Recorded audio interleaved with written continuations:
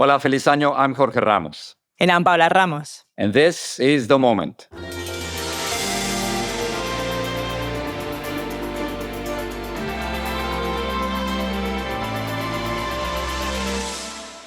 Okay, so we begin our very first episode of the year by trying to make sense of the Trump administration's military intervention in Venezuela on January 3rd. Now, it's all over the news. Of course, you've heard of this. But to take us back to that day, January 3rd, you see the Delta Force, which is the United States military's most elite unit.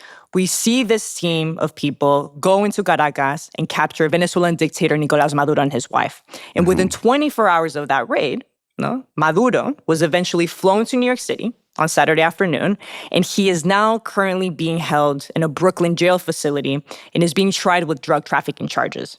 So while all of this is happening, in the midst of all of this, you have Nicolás Maduro on U.S. soil, right here in New York City.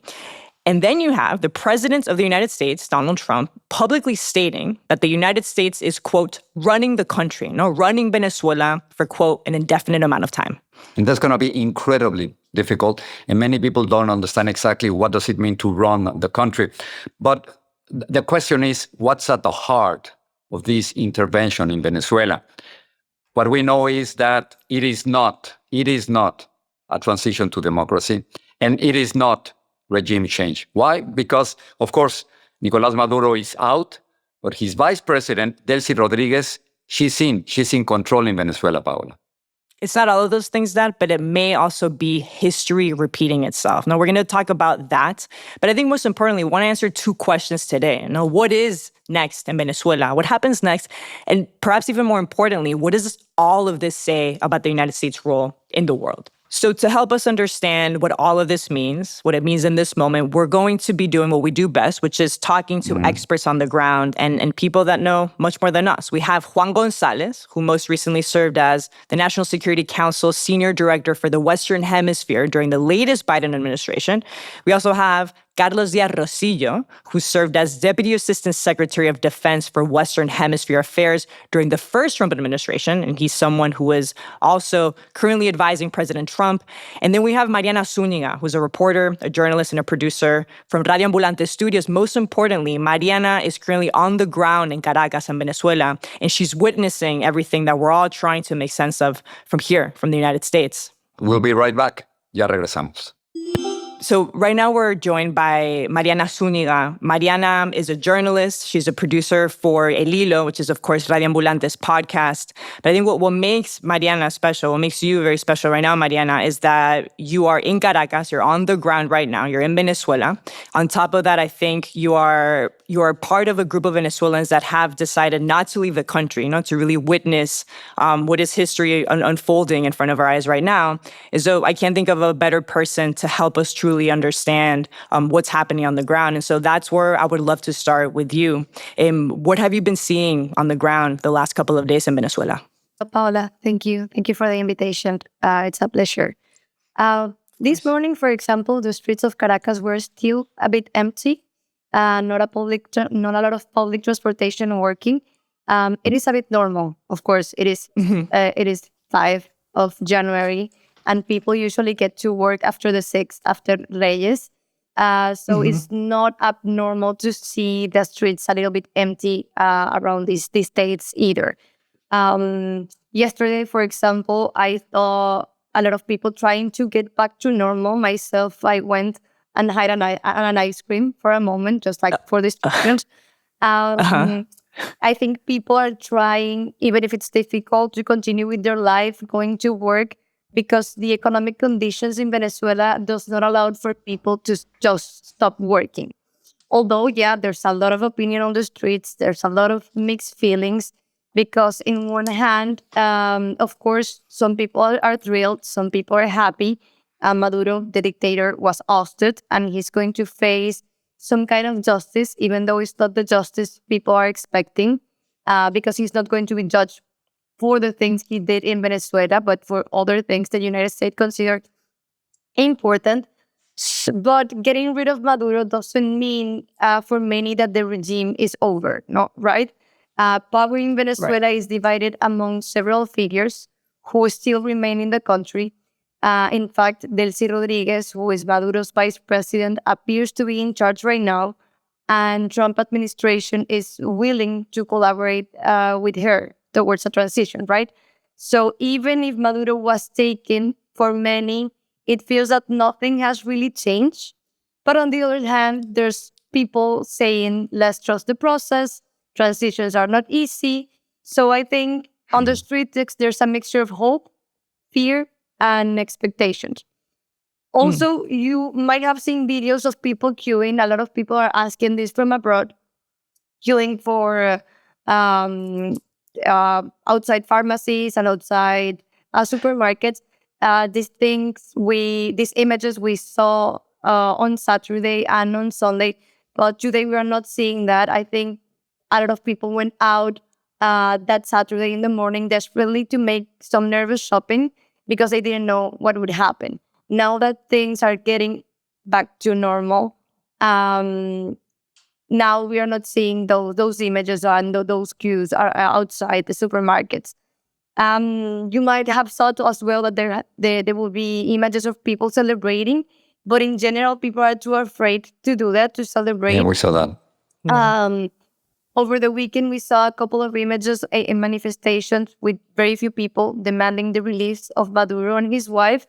But I think people won't go out and celebrate in Venezuela because they are still too afraid of doing that kind of things. You know, Mariana, Paola was in Madrid. I was here in Miami, and we saw the celebration of thousands and thousands of Venezuelans that were waiting for 26 years the end of Chavismo. It seems that Chavismo is still present. So my question is, what's your sense? Who's really running Venezuela at this moment? Is the police there? Do you see the Venezuelan army presence? And do you see any kind of American presence in Venezuela right now? No, I don't think any kind of American presence in Venezuela right now. I have to admit also, I've been outside my house just yesterday, so I haven't had the opportunity to go around the whole city, but I haven't seen that. Yesterday, I did see a strange checkpoint in one part of the city. I say strange because they were like wearing civilian clothes. But beside that, I'm not seeing a lot of military or police around the city. Regarding the other question, who's actually running the country? I think it is too soon to tell.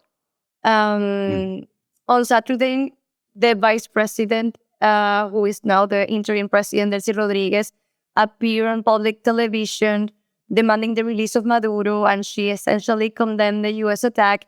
But on Sunday, she posted a message on social media, and her tone was completely different, much more moderate. She talked about cooperation with the U.S. So I think it is too soon to tell who is really in charge, if the regime, if the United States, meaning Trump, or both of them. In my opinion, what Venezuelans have now is a tremendous need to know how this will unfold and whether a democratic transition in Venezuela is truly possible. For many, as well, I think this is important to mention, is worrisome how nobody has mentioned holding elections yet. So how nobody has mentioned the release of political prisoners.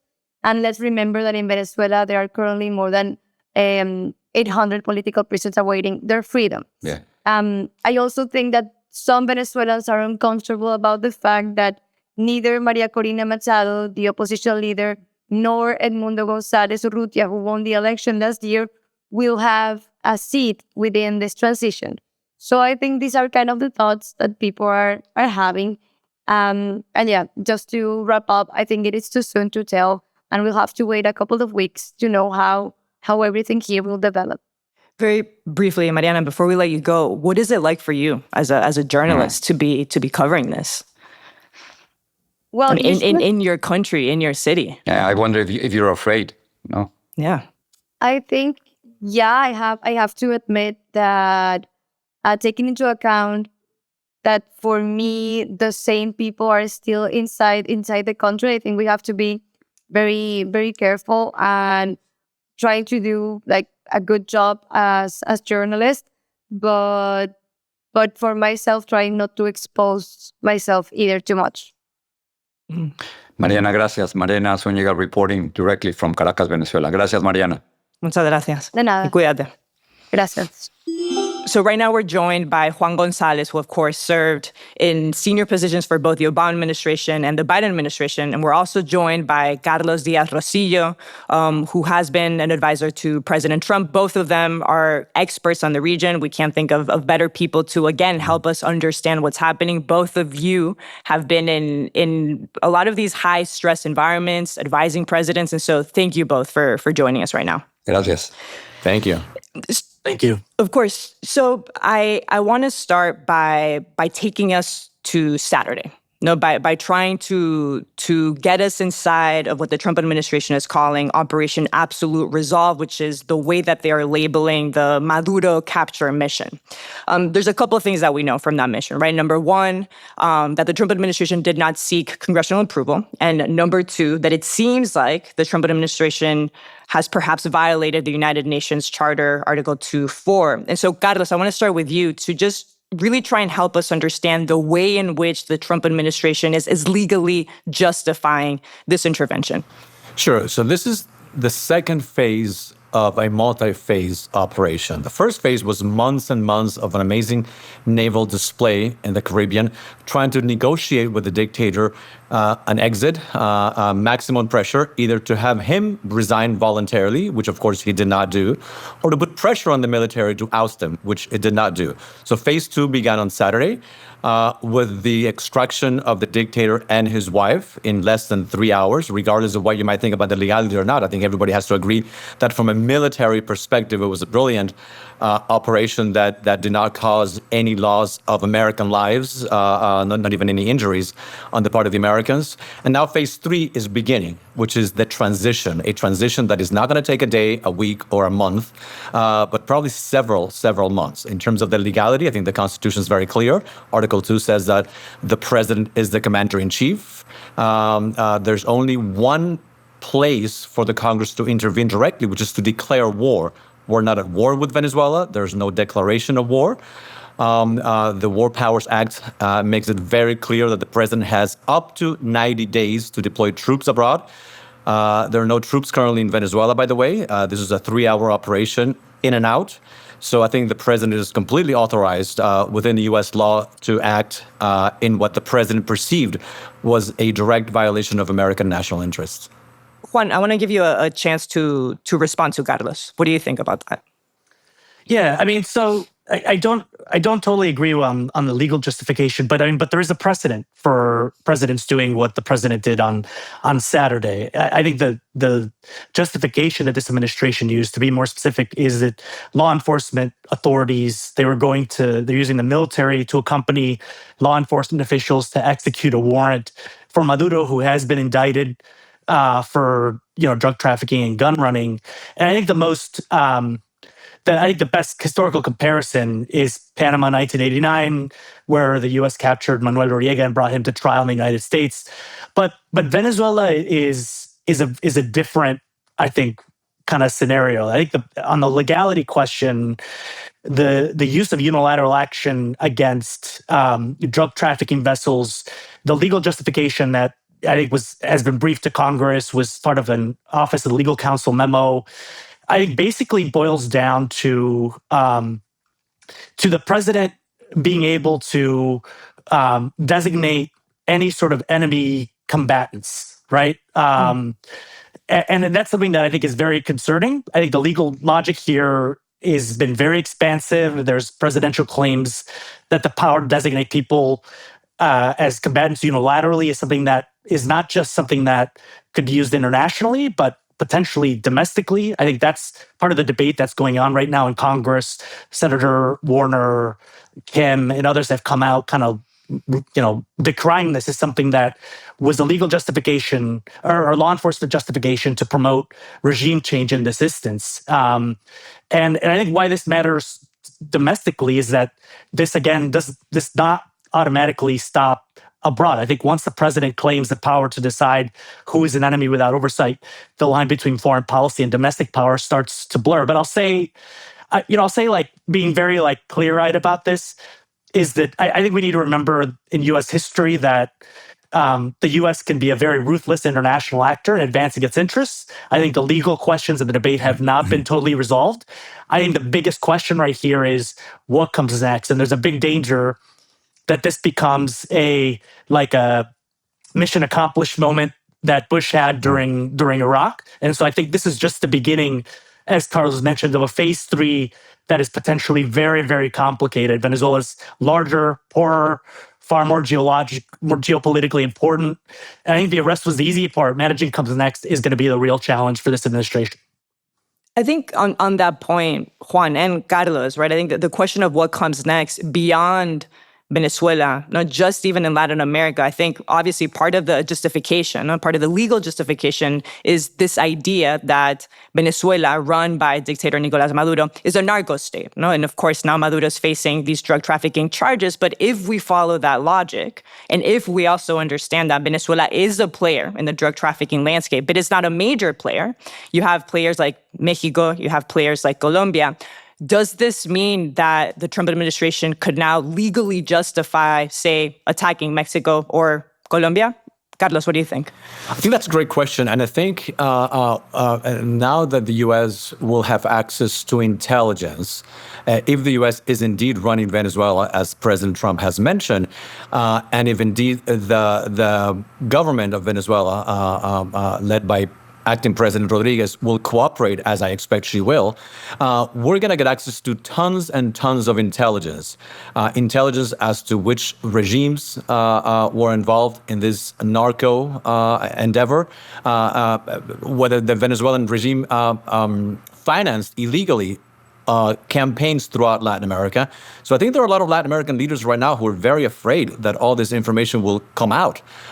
President Trump, for example, has been very clear in his statements about President Petro of Colombia, even suggesting this weekend that he might be next. Remember, this is a guy that is no longer allowed to enter the U.S., who went to Manhattan to give a speech at the UN, and after the speech at the UN, went to a public rally asking service members not to follow the orders of the commander-in-chief, leading to his sanctioning by the U.S. government. So I think there are a lot of Latin American leaders who might very well be concerned if they, in fact, cooperated with this regime in illegal ways as to what will come out, because I think the U.S. Under President Trump will have no issues taking action as it deems appropriate.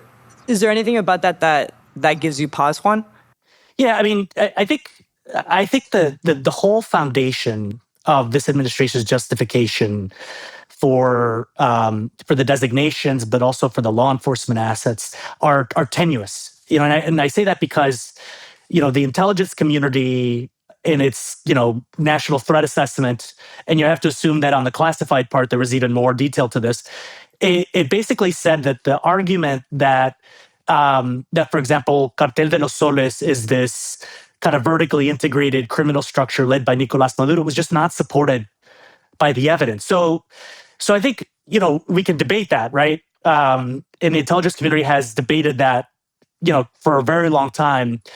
But when you have tenuous intel that basically serves as the basis for justification for military action, that is, we've done that before, and I think it's very dangerous for the United States to do that.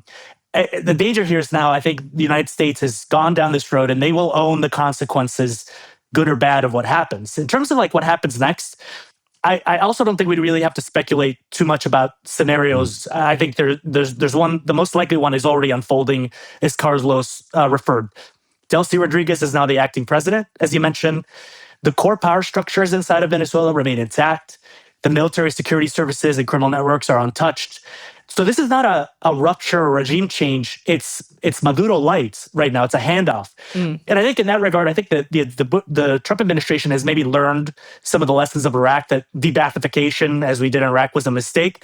But I think the goal here seems to be not the democratization of Venezuela, or at least not now, the goal really is stability without transformation. And I think this is the path of least resistance for the regime and for Washington, because it avoids immediate chaos, it keeps the oil flowing, and it allows the U.S. to claim order without confronting, I think, some of these trade-offs.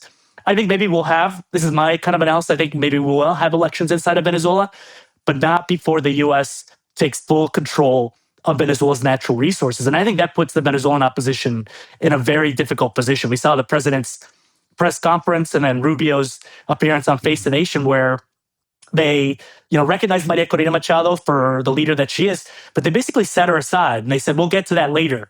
We got to get ours first. And I think that speaks to, a very different approach to U.S. policy toward the Western Hemisphere, which I'll say, again, the lesson I've learned from Trump, if there's anything on the positive side, is that sometimes the U.S. needs to throw elbows and act ruthlessly to advance its interests. But in this regard, I think the key takeaway here is that when American powers use this way, countries in the region around the world don't become partners; they become bystanders that have no agency in their relationship with the United States. So let me ask you, because many people were surprised that, and many Venezuelans were shocked when President Trump said that Maria Corina Machado did not have the support or the respect of the Venezuelan people. I think he's completely wrong. I mean, in the last election, we have evidence. Her party got 70% of the Venezuelan vote. So what happened? How come Delcy Rodriguez? I'm surprised just to hear her name all over the media right now. Delcy Rodriguez right now is running Venezuela when she was part of the repressive government and she was part of the torture of everything. So what happened? Something broke between Trump and Maria Corina Machado, Juan. Yeah, I also know Maria Corina. I have an amazing respect for her. I disagree with her on a lot of stuff, but I do feel like she deserved the Nobel Peace Prize for all the work that she did in 2024. I do too. And she does have all this support. But I think at the end of the day, this administration, I think, turned to Delcy Rodriguez because Delcy, who I've also met and spoken with, is a very effective administrator, is an effective bureaucrat, and will allow the United States to kind of show that stability is something that they've been able to maintain. I think they're administration's trying to have its cake and eat it too, right? So they want to run the country, but they want to do it without boots on the ground. And I think what Rubio has said is, they have this oil embargo that will remain in place. They will use the levers of sanctions and the oil embargo and other sort of pressure points and the threat of invasion to basically constrain and manage Delcy Rodriguez. I think Maria Corina Machado would have brought in a much more tumultuous transition period because, first of all, the opposition would have then been in control of the resources, and there would have been a negotiation with the United States on that. And secondly, after 26 years of Chavismo, the idea that you just flip a switch and put Edmundo Gonzalez in power without 18 and 19-year-old U.S. Marines guaranteeing their security is just not based on a reality. I think. So, yeah. On the Rubio side, there was this kind of cold calculation of U.S. interests that kind of set her to the side despite the leadership role that she's had. So Carlos, that's not regime change, right? I mean, they changed the leader of Venezuela, but that's not regime change. I still remember when people were saying that it was impossible to have Chavismo without Chavez, and obviously we have Chavismo without Chavez now. We have Chavismo without Maduro, and still everything is going on. So what's going to happen in the next few months, Carlos? How do you see it? So you don't always have the situation that you would like to have. You have what it is. And so I think Juan is right in that Delcy is an operator. Right now, Maria Corina Machado, who's an amazing individual, I agree with all of you, is not helpful to advance American interests or Venezuelan interests because she doesn't have operational control of what you need to have in the transition. The first thing you need in the transition is to have operational control of the military, of the intelligence services, of the basic services. Otherwise, the country will collapse in a matter of hours. And so Delcy Rodriguez... So they learned the Iraq lesson, Carlos, I think right? they absolutely learned the Iraq lesson. I can guarantee you that nobody in the Trump administration likes Delcy Rodriguez.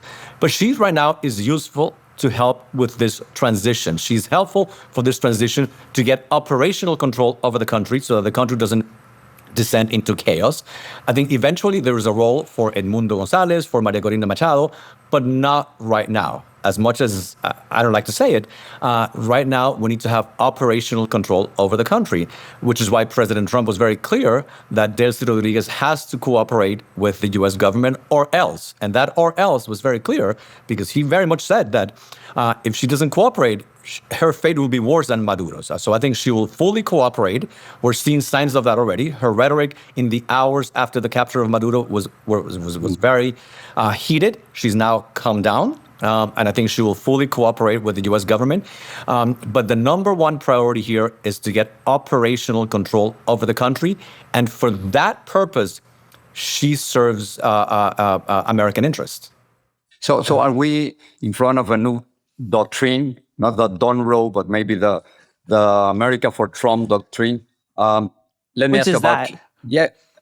We don't know, it's something new, but I wonder if Cuba is next. I want to ask you this. Secretary of State, we saw him in the press conference. He said, and I quote, "If I live in Havana and I was in the government, I would be concerned." So the question, Carlos, is Cuba next, Colombia next, Mexico next? I think Diaz-Canel should be very scared right now. I do think Cuba and Nicaragua. Really seriously, Carlos, you think that they'll go for Cuba? I don't see an invasion, the old type of invasion that we're talking about, but I do think Cuba is next on the target. You mentioned Mexico and Colombia; they're very different. I think nobody would doubt the fact that President Sheinbaum is the legitimate president of Mexico. She was overwhelmingly elected by the Mexican people. There's no question about that. As Petro is in Colombia, right? As Petro is in Colombia, there's no question. There's policy disagreements, but nobody would doubt that Petro and Sheinbaum are the legitimate presidents of their respective countries. That's not the case with Diaz-Canel. So I do think Diaz-Canel and the Cuban regime, as well as the Nicaraguan, but I would put the Cuban one first, are very much in the minds of policymakers right now in Washington, especially President Trump and Secretary of State Marco Rubio, who has had a history in the U.S. Senate of fighting against the Cuban regime. Let us not forget that all these leftist regimes in Latin America have their origin in Havana. Havana coordinates, Havana provides intelligence, provides all sorts of assistance that will make it very difficult for them to survive without that technical and financial support. More technical than financial now. So if is the U.S. going to go against all non-democratic countries now in the hemisphere?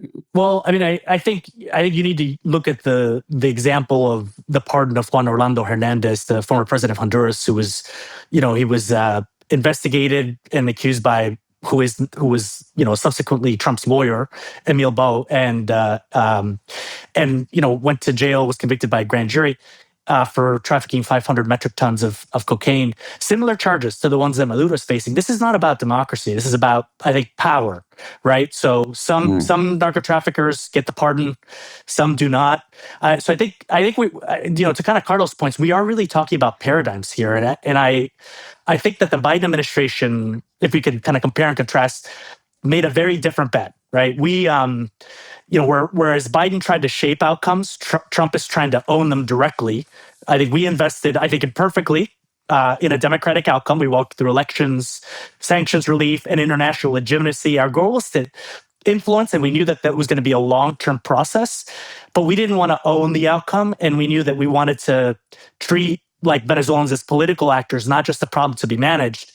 The Don Roe approach, so to speak, is a very different, I think, kind of a return to the 50s and 60s of U.S. policy. Mm-hmm. If Rubio pulls this off, and I say, I think maybe there's like a 50, maybe a 40-60 chance that he pulls this off, meaning U.S. gets the resources. Cuba and Venezuela, he pulls it off in a way where there's a transition.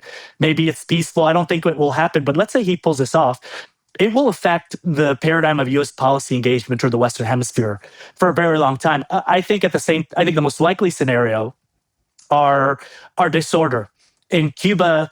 Particularly after once the Castors die, Diaz-Canel doesn't really have full control of Cuba. You have a lot of different power centers that will circle the wagons and give the opening to Russia and China that they have been getting, but in a greater sense. And I think there'll be chaos. You'll see Cuba turn into a kind of Haiti. I think that the same danger is that will happen in Venezuela as well. And if that happens, the Trump administration is going to own this. I think their effort to kind of have their cake and eat it too, meaning not having a presence on the ground, is is also partly a desire to not want to defend military intervention during a midterm election. But I think that may change after the fact. We'll see. I think and this perhaps is going to be the most blunt and simple question out there, but I think, one can spend so much time figuring out what's at the core of the objective. No, is it oil? Is it regime change? To your point, no, is it about democracy or is it about power? But Carlos, you know President Trump. I mean, you know him. What does he care about? I think what is this about for him? I think it's about oil. I think it's about oil. I think it's about democracy. I think it's about access to American markets. I think it's about all of the above. You can not say that it's simply about oil. Otherwise, he would have negotiated with Maduro a long time ago to get the oil and told him, stay in power. I won't bother you. Give me the oil. It's about all of the above. The oil is very, very important, of course, but it's also about democracy. It's also about free markets. It's also about the drug issue, which he has emphasized over and over again. So I think it would be unfair to say that it's only about one issue. It's about all of the above, in my opinion. Okay. Can I speak to that? Go ahead. Of course, Juan. Yeah. So I'll say briefly, look, I do agree with Carlos. And I would say first that the scenario that we're in with Delcy Rodriguez fits kind of perfectly into the administration's mercantilist kind of instincts. I want to be, then there's a critique here of the Trump administration. They've been explicit about oil, the contracts and the payoff, and I think that, if the U.S. controls Venezuela's oil money, it effectively controls the country, no matter who the acting president is. I think the danger here is the Trump's kind of tendency to self-deal. This will become an opportunity for corruption. People that are politically aligned with the president will get the sweet deals, and that I think is very problematic. But globally, I think this approach also puts the U.S. at the same table with China and Russia when it comes to spheres of influence. And I think my wife says that we are right now in the middle of World War III, and I tend to agree that it's not a traditional war. It's a competition between these great powers for, to grab assets and control in competition with each other. Putin is going after Ukraine. China, I think, has now been given signals that Taiwan is on the table.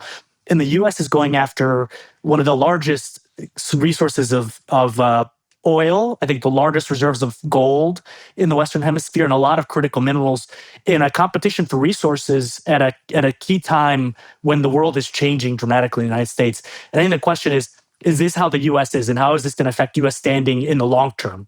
And it'll look at the short term, right? Day one looks great, Venezuelans are hopeful, but this approach is not going to age well. So let's stick on that point. How does this age? Forget in the world, but in the United States, right? I'm thinking, Carlos, about President Trump's base, right? I'm thinking about voters, say, in the Midwest that don't perhaps even care about Venezuela, that are thinking about affordability, about making ends meet. That is precisely why they voted for Trump, for an America First agenda. And so that's my question in general. Like, how does this sort of foreign policy approach fit into Trump's America First agenda? Well, his hold on the base is still very solid, but what we've seen over the past few months is that this is a very, very broad base. It doesn't agree with President Trump on every single issue. We have seen some members of Congress who were very, very supportive of President Trump express their criticism. So this is a very broad... Like Marjorie Taylor Greene, for instance. She's the perfect example of somebody who was unconditional to President Trump and now has, gone off the deep end. And is not supporting him anymore. This is a broad coalition. This is a movement, and they're not all going to agree with everything the president does. I do think that we have seen broad support so far for the actions in Venezuela. I think the oil issue that we've been talking about is one that could be spun in a positive way for the base, because, of course, affordability is very, very important for the base. And if we get access to Venezuelan oil, we're not going to get gas at $1 a gallon, but we are going to get a significant reduction, maybe perhaps 20, 30 cents, which will make a difference in the pockets of ordinary Americans. So I do think it's important to highlight that this is not a base that is going to go along with what the president says on every single issue. There's room for disagreement, and I think smart people can disagree on a number of issues. I guess that's the same for Latino voters. No, Juan, obviously, I mean, President Trump, President Biden, everyone was, of course, fighting for the Latino vote for many years. And you see a Latino vote that is obviously not monolithic. You have so many Venezuelans, right? My dad's in Miami right now. So many Venezuelans that are celebrating this, no, with so much pride and with so much hope. And you see other Latinos that are very skeptical, that to your point, perhaps fear sort of the return to U.S. intervention in Latin America, and they see that with fear. And so, how do you think that this intervention in Venezuela impacts Latino voters? Yeah, I mean, on the first instance, what I'll say is, I think recent polls indicated that 70% of Americans in general oppose military action in Venezuela. But I think when it comes to the debate in the U.S., if Democrats are talking about the legal issue, I think they're going to lose the majority of voters on this, because they don't really, I don't think they're really going to think about what Washington talks about in these cases, like the kind of the legal justification for invasion. At the end of the day, I think whether it's the broader American population or Latino voters, I think they want to know that the U.S. is tackling affordability at home. I think the migration policy of this administration has lost this administration a lot of support among Latino voters, and I think at the end of the day, and Senator Slotkin said this really well, that the president is doing these sort of international military actions to distract from the Epstein files, from not being able to tackle affordability at home, which was two of his main campaign promises. I think what we'll need to see is, during the midterms, are candidates going to want Donald Trump to campaign for them, or is he going to be seen as a liability? Because I think we're going to be able to see, they've been making promises that affordability in 2026 is going to be something that will be a key development. The economy is going to be doing well. That's not what the indicators say. And at the end of the day, regardless of what we do in Venezuela, Latino voters are going to vote based on their pocketbook, their access to healthcare, their safety. Right now, I think you could characterize U.S. immigration policy as fascist in the way that it's been targeting the Latino population. I think those sorts of things will come home to roost if this administration doesn't deliver clear results at home. So we're just right at the end of the conversation, but before we let you know, I would like to ask each one of you, what are you going to be watching next in the next few days, in the next few weeks? Are we running into a disaster like Afghanistan and Iraq? Is this a precedent for Putin in Ukraine? And I'm thinking China considering invading Taiwan. Carlos, your final words. Sure.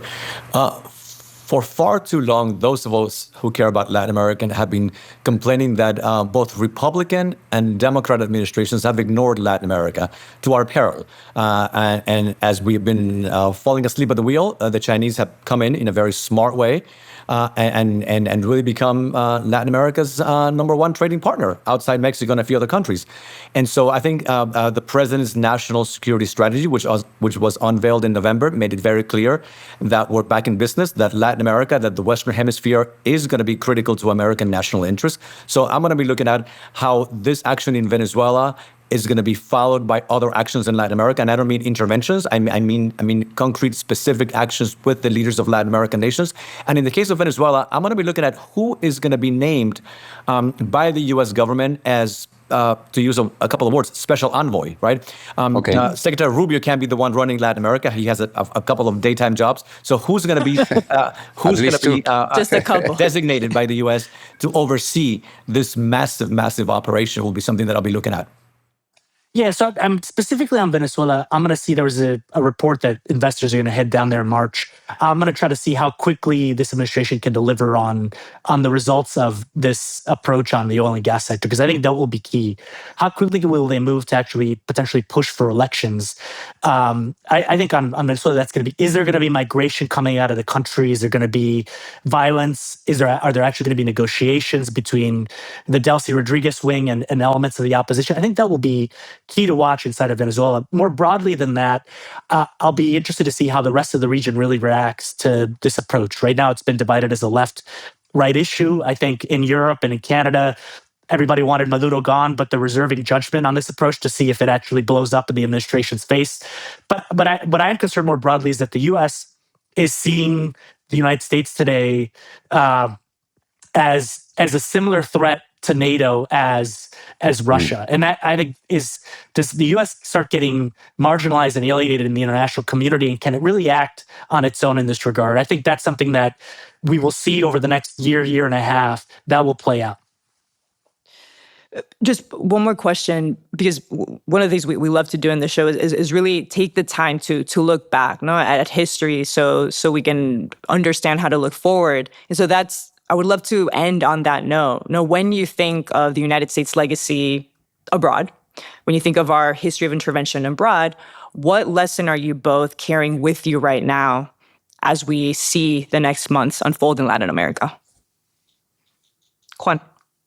So look, I think going back to the Monroe Doctrine here, I think my lesson here is that, look, the U.S. should be ruthless at times, but today the tool is not military as it was in the times of Monroe and Teddy Roosevelt.